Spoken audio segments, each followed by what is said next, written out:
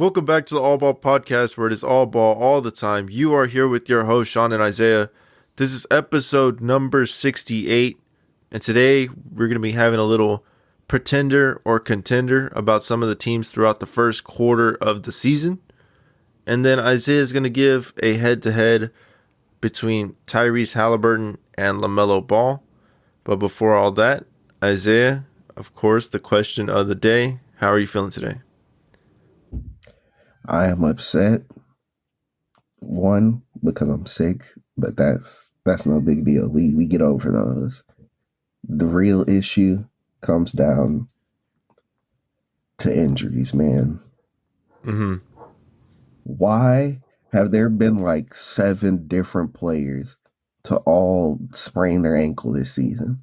It's crazy. I think this is the most sprained ankles at one time. It's excessive. So that's just a weird coincidence. That's not even the injuries that has me upset. The ones that really make me upset are the ones like Zion getting injured again. How did he already get 2 injuries at the start of the season? Bro cut some weight. He was looking good. He's playing good. The first injury, freak accident, we forgive those. But a foot contusion? Really? A foot contusion? Like, come on, man. Like, and all of this is it's just even further made annoying by the fact that these are like players on my fantasy teams, man. So it just really hurts me. But there's one last player I need to rant about, and this isn't even about injury. This is about the podcast curse.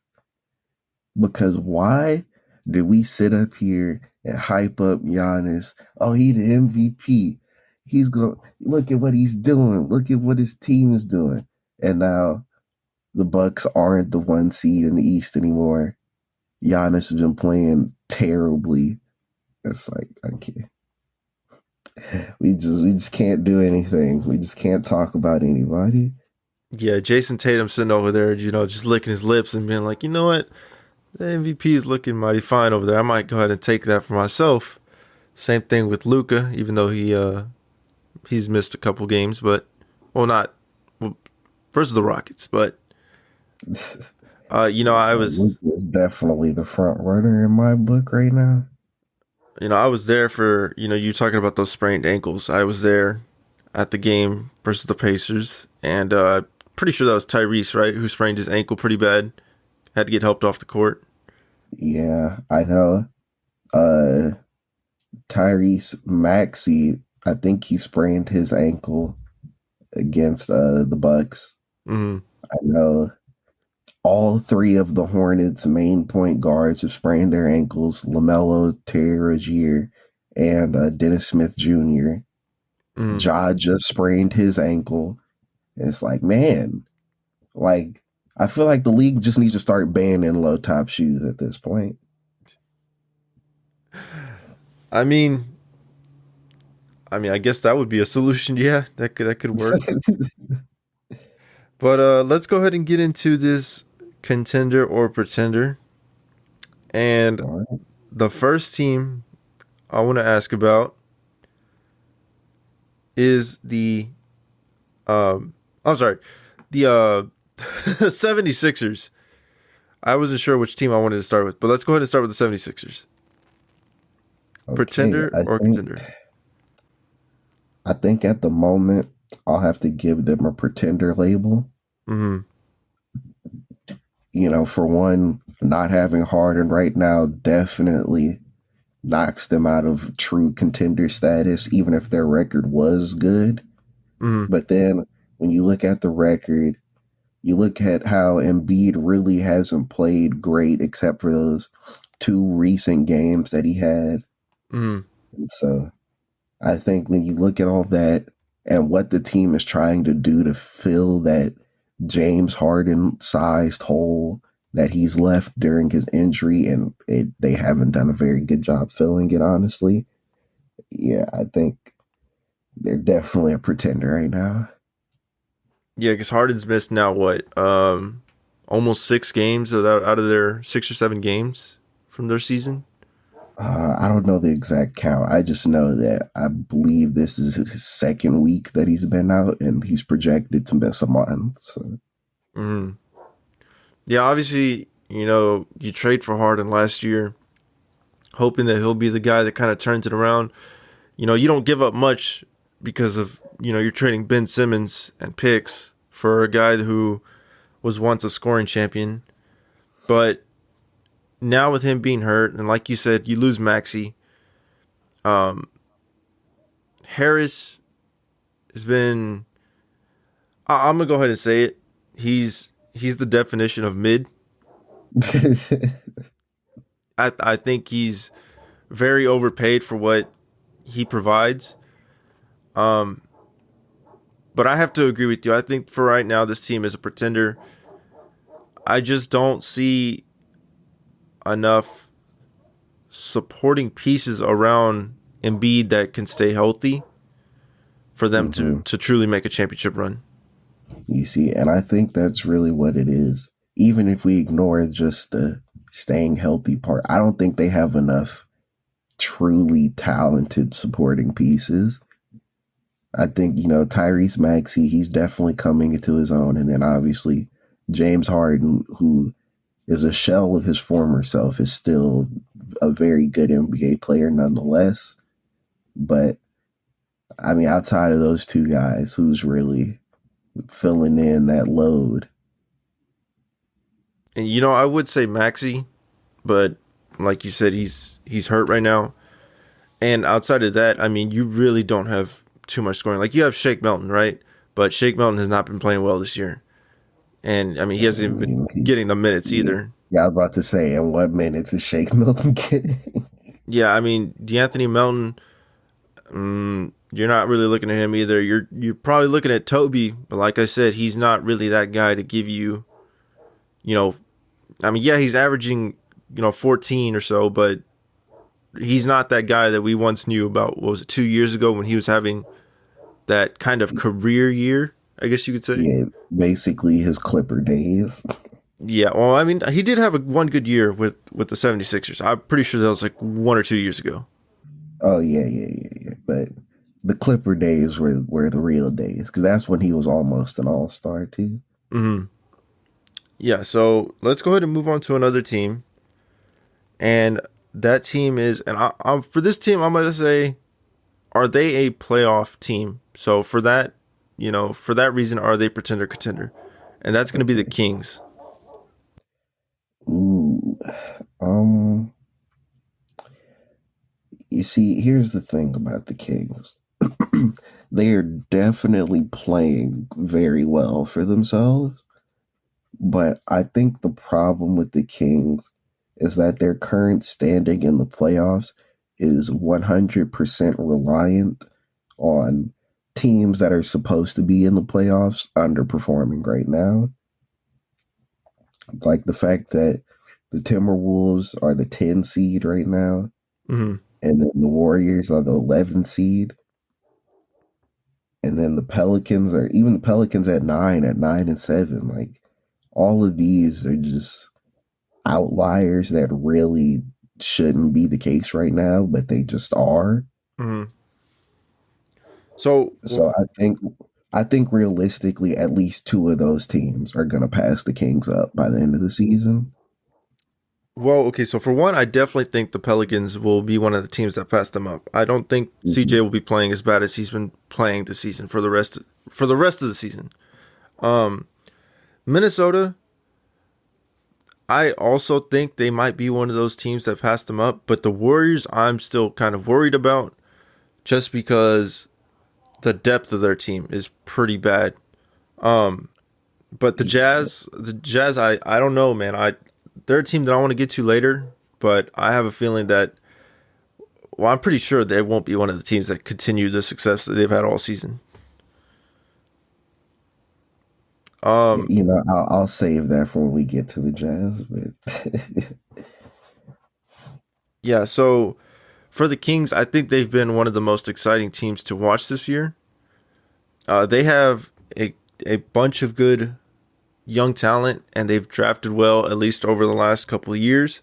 You know, with Tyrese, I can't think of his name. The guy they got last year, the guard. Oh, Murray. Oh, wait, no, you No, talking no, about the no. That guard. can't, Oh, Keegan Murray was this year. Davion Mitchell. Davion Mitchell, yes. You know, those three guys have been good for the most part, especially Keegan and Tyrese.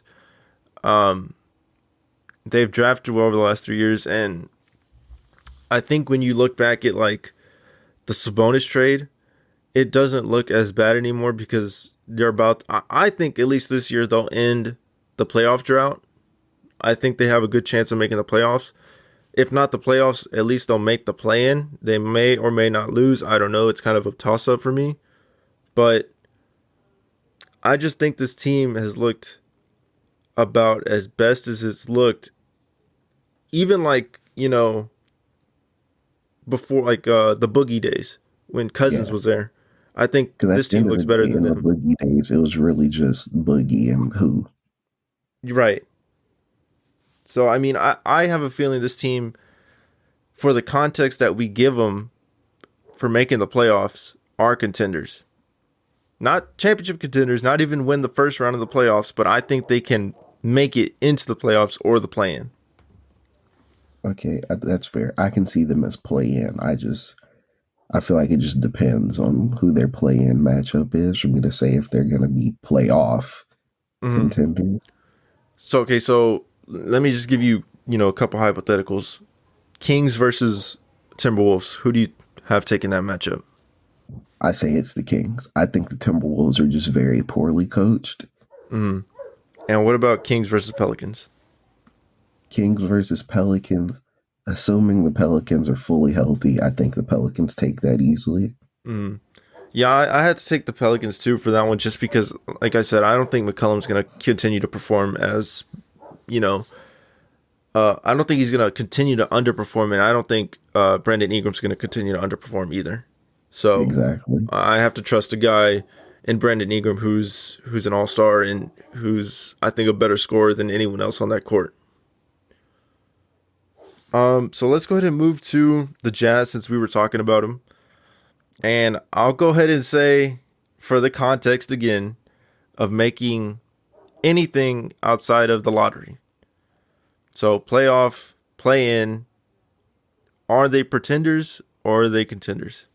Well, I can say with absolute certainty they are absolutely contenders. It's kind of scary at this point. I expected a fall off at least by this time in the year, and they are still going very strong as the number one seed.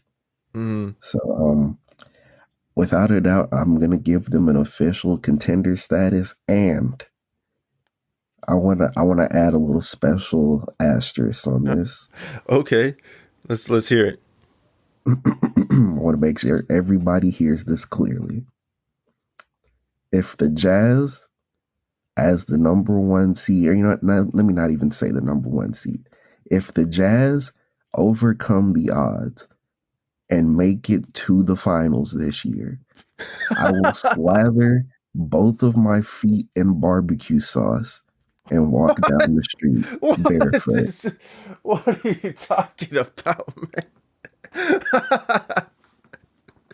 Oh my god. Um Hey man, that's all on you. I'm not gonna partake in any of that, but you know, maybe I'll buy like a Markkinen jersey or something like that, and root for the Jazz for the whole week or whatever. But I don't know about any barbecue sauce on the feet or anything like that. Hey man, that's just how much of a belief that I have that there's no way the Jazz make the finals. Well, The simulation has to return back to normalcy at some point. I mean, I don't know, man. Look, like you just said, they've been by far one of the best teams in the league so far for a team that we predicted to be bottom three in the Western Conference. And, you know, Markkinen doesn't look like he's going to stop anytime soon. Colin Sexton continues to be one of the best sixth mans in the league. I don't know, man. I don't think they're anywhere close to finals contention, but I do think this team has a chance to like the Kings make the play-in or the playoffs. Like I don't think they'll continue to be the number one seed throughout the rest of the season. Um, but also when you look at the West, there's just so much confusion. Like with Memphis losing Ja, what's gonna happen there? I don't think Portland stays, top four for the rest of the season. The Suns are dysfunctional. Without Luka, the Mavericks are terrible. The Nuggets are underperforming. I mean, I could just go through the whole West and just tell you what's wrong with every team. But I just don't think the Jazz are the team that's going to stay in the top five or top six. You know what? But I do want to say this. You make a good point. The West has been extremely disappointing this season. Mm-hmm. I don't know what's going on with all these teams internally, because this is actually kind of sad. With the exception of the Grizzlies, every team that I expected to be good is performing lower than the standard that I had them at. Mm-hmm. Yeah, I don't know. I'll be honest. I don't even see a clear one in the West. Like, there's not even a team out here. I really thought it was going to be the Nuggets or the Clippers, but at this point, it doesn't seem like it's going to be either of those teams. And, I know I just said that I don't think Portland's going to stay in the top four. They might be the team that stays in the top four and might even win, the West. I don't know at this point. It could be them because, we've seen how Portland's been, riddled with injuries over the last couple years. And now they're kind of healthy. And they've been one of the top three teams in the West. So it could be them. It could be the Suns. It could be the Grizzlies. I don't know. It's the biggest toss-up of the year, for me at least. Yeah, and I do have to say that I think it's pretty clear that regardless of who comes out the West, the championship is coming back to the Eastern Conference this year. Yes, I think that's probably the one clear decision that everyone can make for this year so far throughout the season. But yeah, what team were we talking about again? Yeah, we were talking about the Jazz. Yeah, so definitely contenders, like we said, under the context that we gave them. But do you want to go ahead and do one more team, or do you want to go ahead and move on to the Tyrese Haliburton versus LaMelo Ball debate? If you have another team loaded up and ready, we can go ahead and do them right quick. All right, I'm going to go ahead and give you one more team, and that is the Miami Heat. Pretenders or contenders? I think the Heat, I want to say they're pretenders. Mm-hmm. I want to say that they're actually living up to the pattern that I created for them. They're actually managing to do it. I don't know how. It's really defying all laws of reality. How they just 1 year they're a great team, and the next year they suck. I don't know how they keep doing it, but they did it. So as of right now, the Miami Heat are pretenders. Yeah, I have to give them the pretender status too. After going to the finals, the next year they were eliminated in the first round, and then what was it last year? They went to the Eastern Conference Finals, right? Yeah.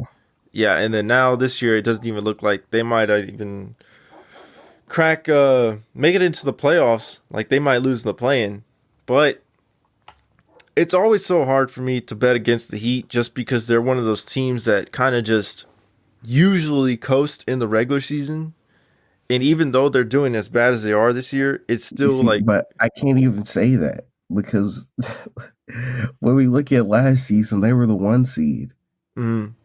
And it's like, how did y'all even do that? It's like, so I don't think they really coast in the regular season on purpose. I think that they legitimately try to be good in the regular season, and then one season it'll work, and then the next season it'll just go terribly wrong. Well, okay, so they're not coast through the season like how the Warriors have always been, or how at least the Suns were throughout the last 2 years or so. They're not that kind of coast, but you're right. They do try really hard during the season. But I just don't see the defensive, how could I put it? Defensive intensity that I've seen from the Heat over the last couple of years. And You see, what I think, I don't think I see the offense. mm-hmm.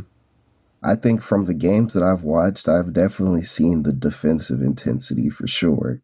Especially, man, I cannot remember what game it was or who they are going against. But I remember tuning in. You know what? I think it was against the Hornets, where the game was really close. And then the Hornets made a really bad decision. And they put the Heat on defense as like the closeout for the game, which I immediately called as a terrible decision. I would have rather put the ball in the Heat's hands to try and win the game.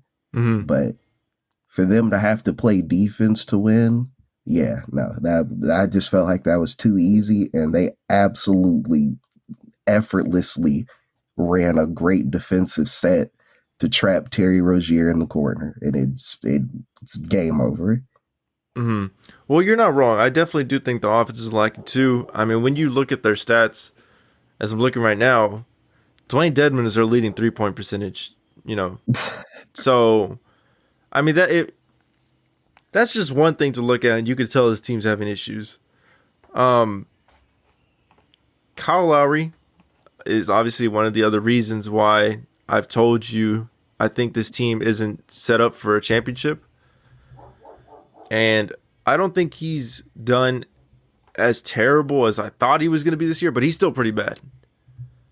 Oh yeah, he's definitely not as important a piece as he should be. Mm-hmm. At least if this team wants to win a championship, I should say. And Duncan Robinson is up there with the top 5 worst contracts in the league. Man, shooting 30% for a guy who was supposed to be, after that finals run, basically like Joe Harris type of level of shooting. That man really pulled a Chandler Parsons on him. A Davis Bertans even.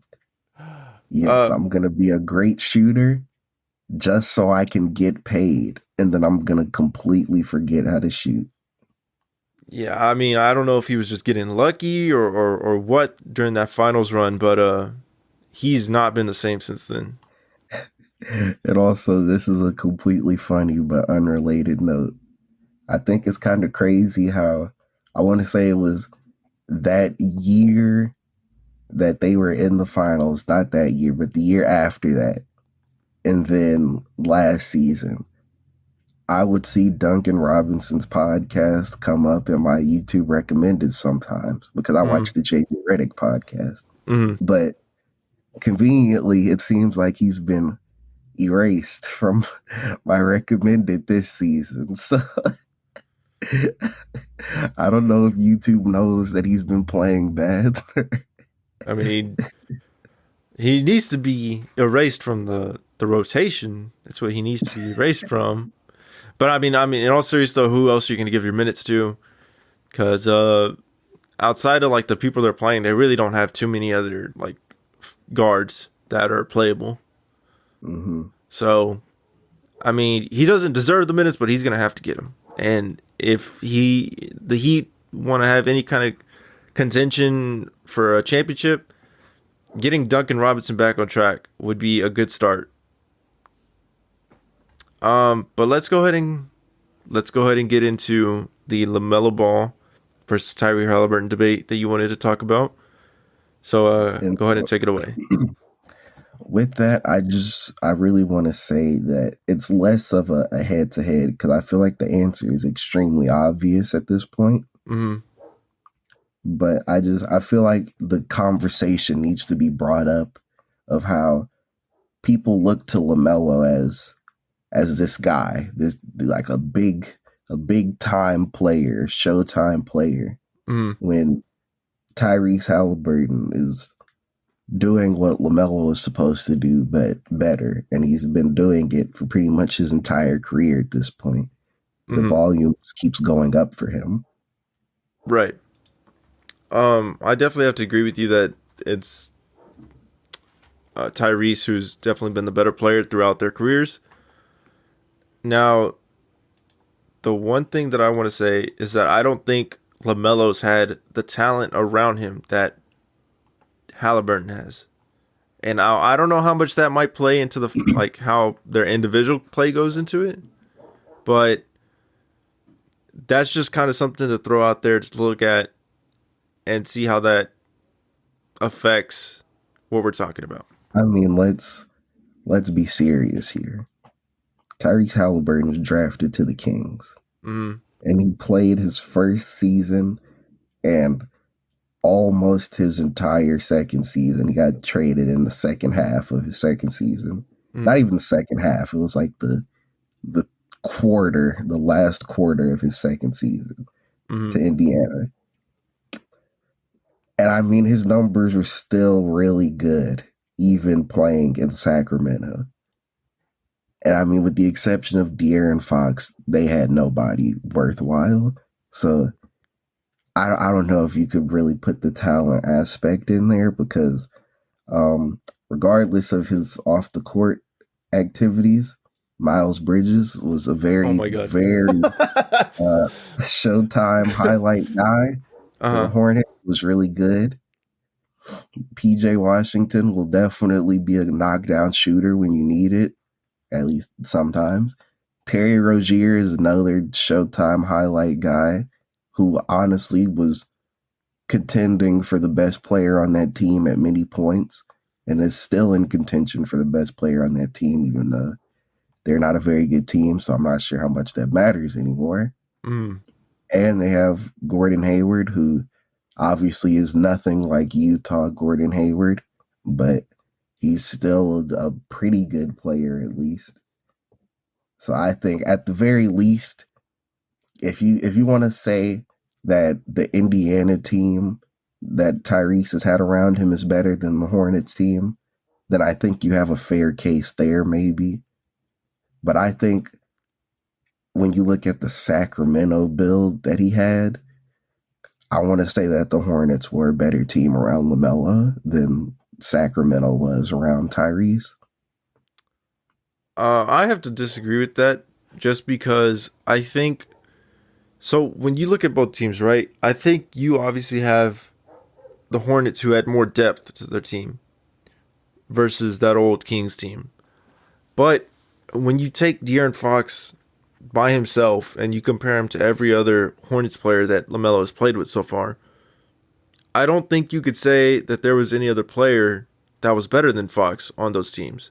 You see, but here's the thing. You got to look at it like this, though, because De'Aaron Fox actually did have a down season. And so I feel like that's a really important thing to keep in mind about that. Mm-hmm. Because if you remember, like when we were doing our top 25s to start this season, before the season, De'Aaron Fox wasn't in there, even though he was the year before. Mm-hmm. And so, I mean, I feel like that's a pretty big thing to keep in mind there that De'Aaron Fox was not this De'Aaron Fox last year. Mm-hmm. Well, I mean, honestly, I'm okay with losing this point because I was just more so just trying to help LaMelo out, not seem too bad.